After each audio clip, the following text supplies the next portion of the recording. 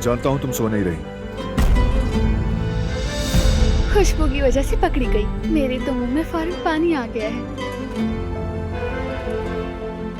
मेरा दिल चाह रहा है मैं सारी प्लेट अकेले ही खाऊं।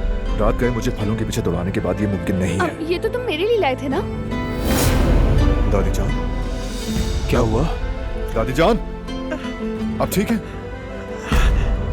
बस सर चकरा गया था बच्चा। आराम से।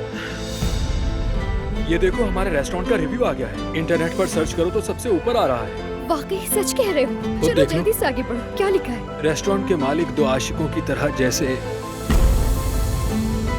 जैसे खुशबू की तरह फैले हुए हैं। खानों में गलत मसाले डालने के बजाय अपना प्यार डालते। कारबी खानदान तुम्हें हर जगह ढूंढ रहा है। ज्यादा इधर उधर मत फिरना। ठीक है। उस दिन जवाहिर का